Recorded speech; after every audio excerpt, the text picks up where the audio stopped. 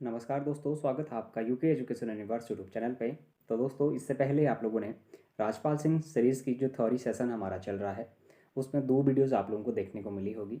आज अंतिम एंड जो फाइनल वीडियो आज हमारा आने वाला है वो हमारा हिंदी भाषा के विकास से संबंधित जो हमारे विश्व हिंदी सम्मेलन है उससे संबंधित हमारा रहने वाला है। कल की जो वीडियो थी दोस्तों वो हमारी थोड़ा सा लेट अपलोडेड हुई थी। उसके लिए मैं माफ़ी चाहूँगा क्योंकि किसी कारणों से मैं कहीं फंस गया था, तो मैं टाइम से उसको अपलोड नहीं कर पाया था। आगे से बिल्कुल ध्यान रखा जाएगा कि 11 बजे आप लोगों को क्लास मिल जाए। तो दोस्तों, इससे पहले कि अगर 2 वीडियो आप लोगों ने नहीं देखे हैं तो उनका लिंक मैं डिस्क्रिप्शन बॉक्स पे दे दूँगा। आप जब ये चैप्टर करते हैं तो चैप्टर करने के बाद आप एमसीक्यू सीरीज़ को ज़रूर देखें। MCQ series Rajpal Singh series की हमने पहले से करा के हमारी अलग से एक प्लेलिस्ट बनी हुई है, उसका भी लिंक मैं डिस्क्रिप्शन बॉक्स पे दे दूँगा, तो आप लोग वहाँ से उसको भी देख सकते हैं। तो दोस्तों, आज का टॉपिक है हमारा विश्व हिंदी सम्मेलन का। और विश्व हिंदी सम्मेलन में दोस्तों यदि अगर देखें तो विश्व हिंदी सम्मेलन हिंदी भाषा का सबसे बड़ा अंतर्राष्ट्रीय सम्मेलन है, जिसमें दुनिया भर के हिंदी विद्वान, साहित्यकार, पत्रकार, भाषा विज्ञानी, विषय विशेषज्ञ एवं हिंदी प्रेमी एकत्रित होते हैं। फिर देखिएगा, अंतर्राष्ट्रीय स्तर पर हिंदी के प्रति जागरूकता पैदा करने तथा हिंदी के प्रति प्रवासी भारतीयों के भावुकतापूर्ण व महत्वपूर्ण रिश्तों को और अधिक गहराई व एवं मान्यता प्राप्त प्रदान करने के लिए उद्देश्य से 10 जनवरी 1975 में प्रथम विश्व हिंदी सम्मेलन का आयोजन किया गया था। तभी से प्रत्येक वर्ष 10 जनवरी को विश्व हिंदी दिवस मनाया जाता है। इस समय इंदिरा गांधी जी भारत की प्रधानमंत्री थी। अच्छा दोस्तों, इंदिरा गांधी जी तो उस समय हमारी भारत की प्रधानमंत्री थी, लेकिन लेकिन आप लोगों ने देखा होगा एक जो 10 जनवरी है इसको हमारा विश्व हिंदी दिवस मनाने की जो घोषणा करी जाती है वो हमारे किसके द्वारा करी जाती है? डॉक्टर मनमोहन सिंह जी के द्वारा 2006 से ये हमारा मनाया जाता है विश्व हिंदी दिवस। अगर हिंदी दिवस की बात करें तो दोस्तों 14 सितंबर को हमारा मनाया जाता है, आप लोगों को ये भी पता होगा। तो देखिएगा, मेन चीज़ ये वही कहता है कि जो अंतर्राष्ट्रीय हमारी स्तर पर जो हिंदी है उसकी जागरूकता को पैदा करने के लिए, या फिर जो प्रवासी हमारे हैं उनके भावुकतापूर्ण जो महत्वपूर्ण और अधिक गहराई से मान्यता जो प्राप्त करी जा सके, या फिर इसी के लिए 10 जनवरी 1975 को प्रथम बार हिंदी जो सम्मेलन है उसका आयोजन किया गया तथा उस समय से प्रत्येक वर्ष 10 जनवरी को हमारे क्या मनाई जाती है? विश्व हिंदी दिवस मनाई जाती है। और उस समय जो हमारी प्रधानमंत्री थी 1975 में, तो दोस्तों वो कौन थी? हमारी इंदिरा गांधी जी थी। फिर देखिएगा, पहला विश्व हिंदी सम्मेलन राष्ट्रभाषा प्रचार समिति वर्धा के सहयोग से नागपुर में संपन्न हुई थी। अच्छा दोस्तों, कौन कौन से हिंदी सम्मेलन हैं जो भारत में हुए, ये आपसे क्वेश्चन पूछे जाते हैं। तो आप लोगों को मैं भी ट्रिक भी बताऊंगा और ट्रिक के माध्यम से आप लोग उसको याद भी रखेंगे। तो दोस्तों देखिएगा, जो पहला हिंदी सम्मेलन होता है वो राष्ट्रभाषा प्रचार समिति वर्धा के सहयोग से हमारे कहाँ पर होती है? नागपुर महाराष्ट्र में होती है।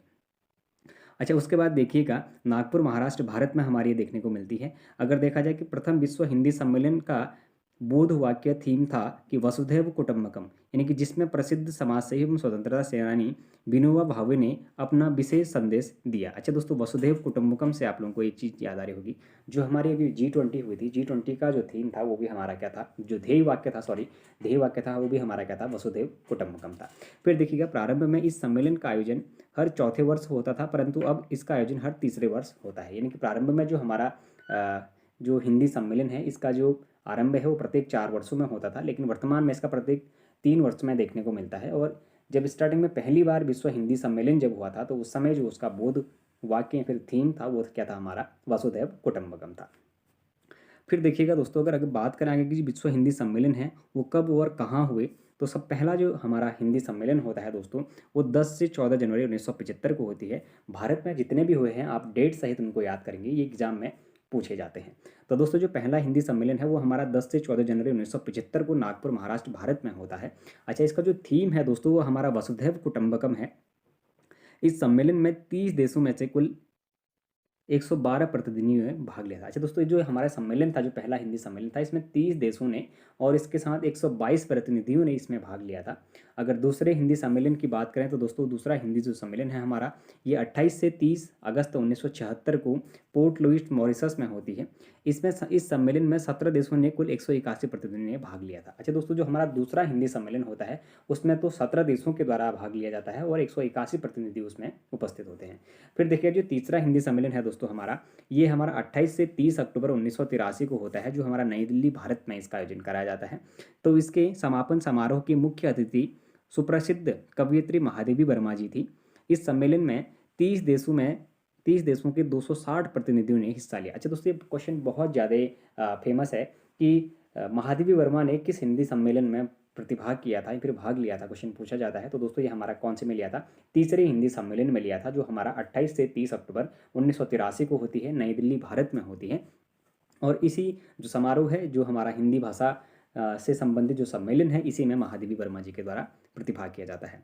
फिर देखिएगा, अगर बात करें हम चौथे हिंदी सम्मेलन की, तो दोस्तों जो चौथा हिंदी सम्मेलन है, ये हमारा 2 से 4 दिसंबर 1993 ईस्वी को होता है और पोर्ट लुइस मॉरिशस में इसको आयोजन किया जाता है। इस सम्मेलन में मॉरिशस के अतिरिक्त लगभग 260 प्रतिनिधियों ने भाग लिया था। अगर पाँचवें हिंदी सम्मेलन की बात करें तो दोस्तों 4 से 8 अप्रैल 1996 को ये सम्मेलन हमारा कराया जाता है और पोर्ट ऑफ स्पेन यानी कि जो दोस्तों हमारा त्रिनाद एवं टोबोगो जो हमारा क्षेत्र है, वहाँ पर हिंदी सम्मेलन का आयोजन किया जाता है। सम्मेलन का केंद्रीय विषय था प्रवासी भारतीयों और हिंदी। इस सम्मेलन में लगभग 247 प्रतिनिधियों ने भाग लिया था।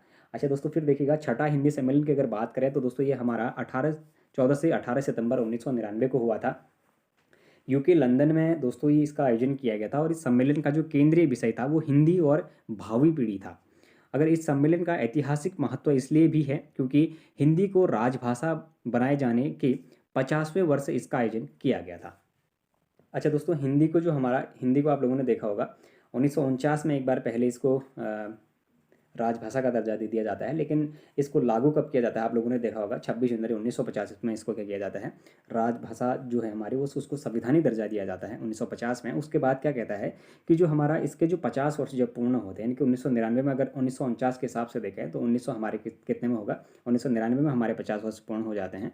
तो इसीलिए क्या कहता है कि इस सम्मेलन का जो ऐतिहासिक महत्व इसलिए भी है क्योंकि हिंदी को राजभाषा बनाए जाने के 50 वर्ष इसका आयोजन किया गया था। अच्छा दोस्तों, अगर कभी क्वेश्चन पूछा जाए कि हिंदी के 50 वर्ष पूर्ण होने पर या फिर 50 वर्ष पूर्ण होने के उपरांत किस देश में हिंदी सम्मेलन का आयोजन कराया गया था, तो दोस्तों ये हमारा कहाँ पर होगा, लंदन यूके में। आप लोग इसको याद रखेंगे।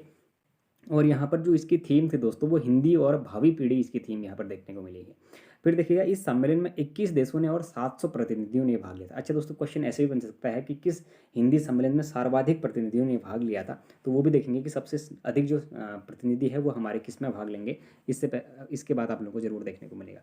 फिर देखिएगा, 7वां अगर हिंदी सम्मेलन की बात करें तो दोस्तों ये हमारा 6 से 9 जून 2003 में हुआ था, जो हमारा कहाँ पर हुआ, पारामारिबो सूरीनाम में हुआ था। अगर 21वीं सदी में आयोजित यह पहला विश्व हिंदी सम्मेलन था। अच्छा दोस्तों, 21वीं सदी की अगर पहली हम बात करें जो हिंदी सम्मेलन है वो कहाँ पर हुई, अगर क्वेश्चन इस तरीके से पूछी जाए तो दोस्तों जो हमारा कहाँ पर है, पारामिरिमो जी हमारा सूरीनाम पर होता है। और 21वीं सदी की ये पहली हमारी मानी जाती है जो 7वां हिंदी सम्मेलन था हमारा। इसको आप लोग याद रखेंगे।